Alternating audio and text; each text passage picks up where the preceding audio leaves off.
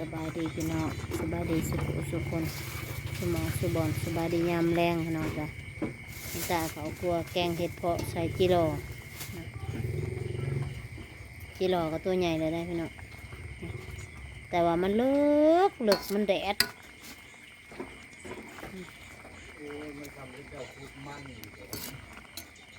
มันแดดเด้ให้ซ้ำกุดมันอีหึบมันก็บ่ซ้ำดอกเนาะแต่ว่ามันก็ลึกเด้ชุดแขนยังบ่อยากถึงบางตัวน่ะ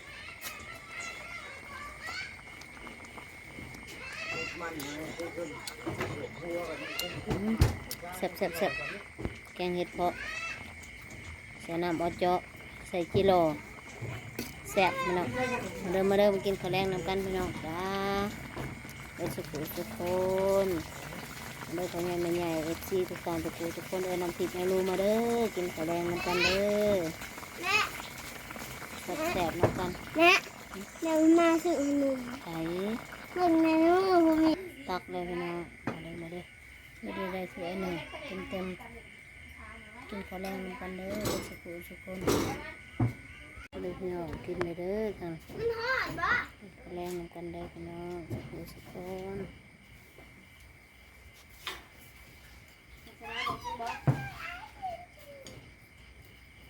แกงเห็ดแกงจิโร่บ่กินบ่นะไม่ยังไงเดินไปมีเยอะ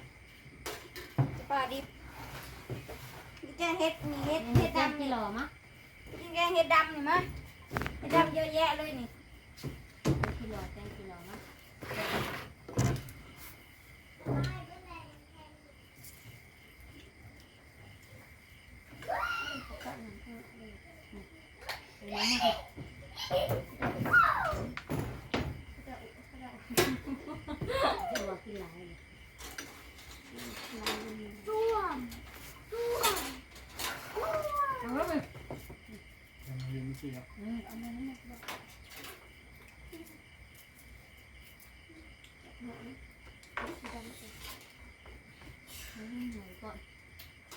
เป็นมวยพอดเห็ดดำเยอะแยะสม กินเห็ดพอหรือกินจิโร่ ที่เราเอามาเลย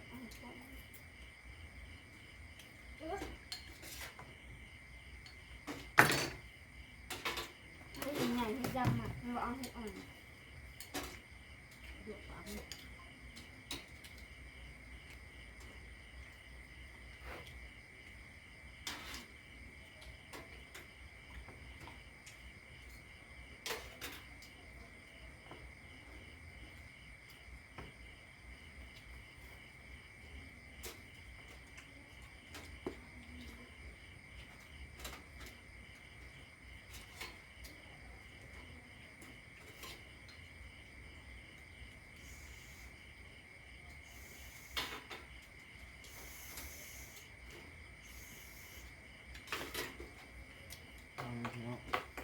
ได้เยอะเลย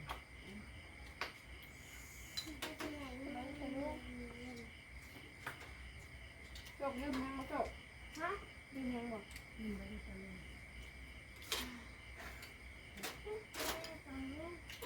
มา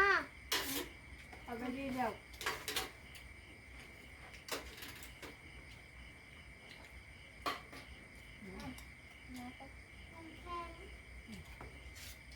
แล้วเอาหลังคา เล่นเนาะคืออยากงานเรื่องอย่างอะไรเด็ก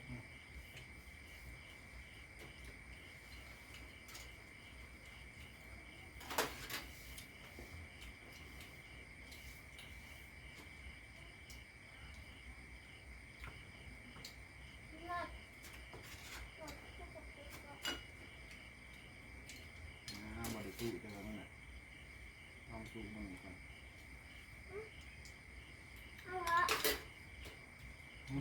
ยังกินกระเพราก็ได้นะยาวมาก ไปกุ๊กเช้าเลย สุดเจน มา มา วันเก่าค่ะ ตาซอยจุปลาแกงเห็ดเพาะมาเดินมาสุขคนกินข้าวแรงน้ำกัน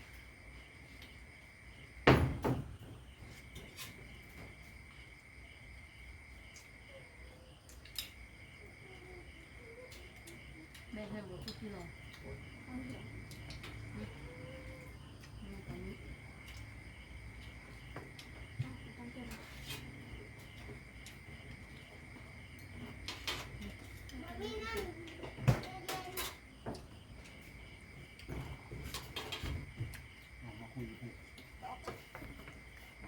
พี่หรอ เดี๋ยว หาเฮ็ดนี่อยู่กับพี่หรอนี่ฮะ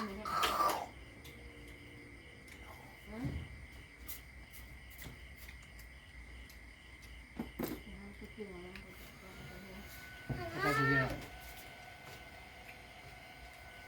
หาเฮ็ดไปกับเขาเลยพี่ ขึ้น พ่อกระดักกระเรา ดูโครงการฝั่งขึ้นแล้วพี่น้อง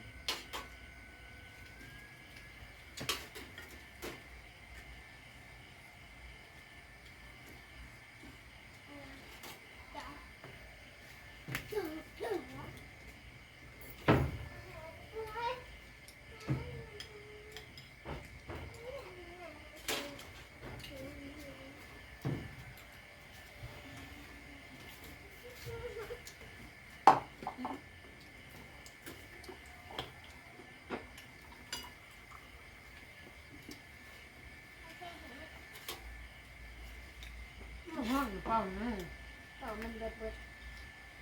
ต้องเล่นหาก่อนเบิดเบิด แบ็คสิบด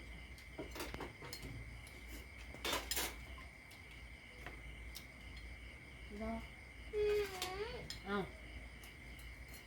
เอาเฮ็ดเนี่ยมาเอาหายกับเฮ็ด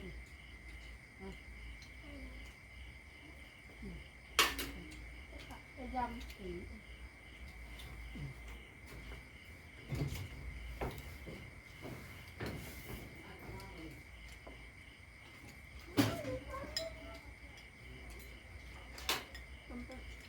เราเป็นผู้บักดี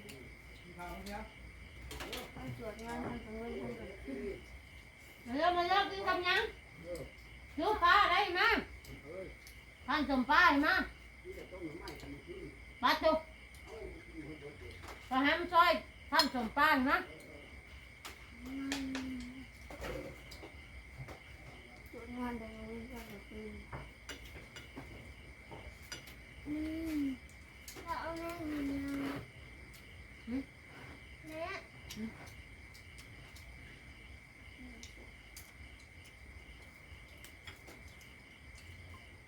นั่งกินดิ ข้าว เอาเพื่อนมันอ่อนดำแก่ พริกล้อเนี่ยมันเนี่ยเอาหมดพริกล้อ ร้อย รออย่าง นี่ถึงล้ออย่างหัน อันนี้เป็นประจำ มันจะเหนียวห ใค อ ร มป้า กินตำบักหุ่งได้ จำมันมี เราเคยไปกินน้ำแล้ว พักเคี้ยวไม่อยู่ไม่มด ถ้ามันมีวิตามินเลยบอกกินที่ขาดตาที่สุด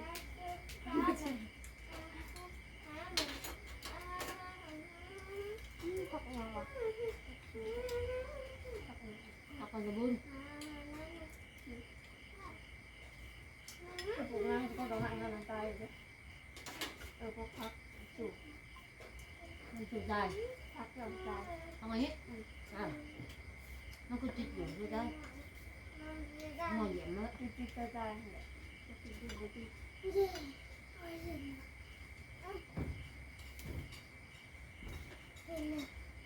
ไปไม่หาเอาเงินประกัน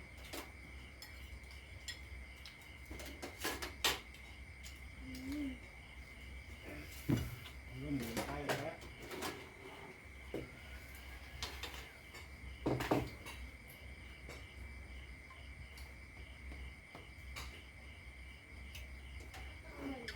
โอ้ยสิเบิ่งยังเนาะเฮ็ดกับเบิ่ง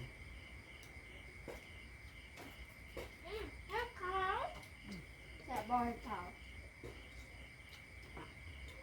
ขาวพิเศษ เนาะมันหมดนี่แล้วเอามัน ขาวแล้วค่ะวันนี้ด พยายามกับเฮ็ดคนนึง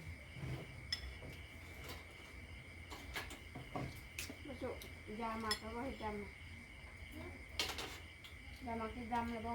มันจะ ยังไม่ดำ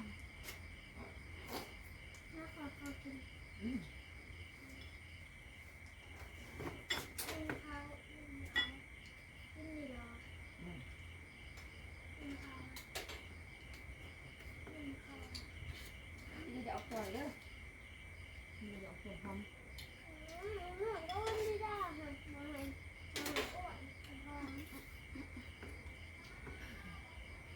เลยตลาดเล็ก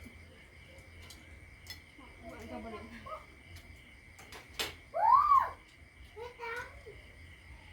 ยังดังโป๊ะเลยจ้ะยังดังโป๊ะอยู่ มันไม่แก่แห้งบ่อย เสียงดังโป๊ะ ไม่ใช่ไม่ใช่ไม่ใช่ภาษาก ะมันจะมากิน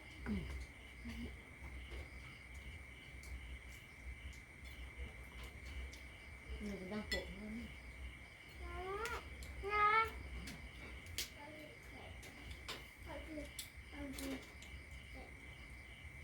ดังโป๊ะดังโป๊ะดังโป๊ะ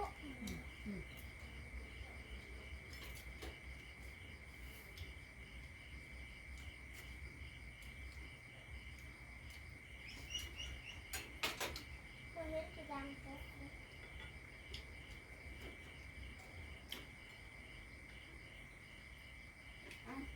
ต้องโต๊ะ ดังโป๊ะเหรอ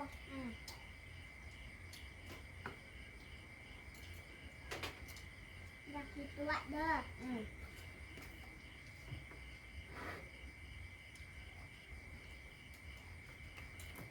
เคยกินค่ะ ไม่เคยเลยกัน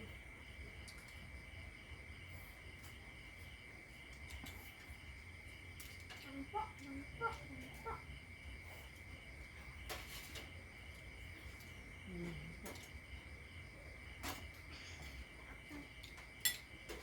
มันคือพลังมันอ่อนไปมากเลยถ้ากินด้วยมันจะอ่อน วันนี้จะดังโป๊ะ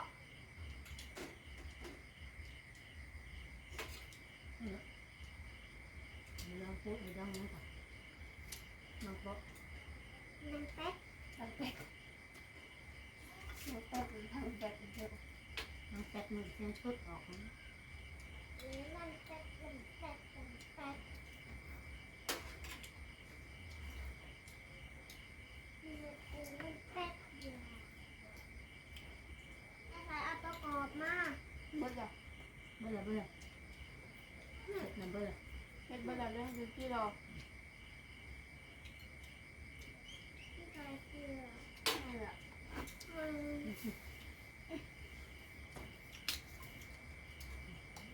แต่สมัยเสียง ยัง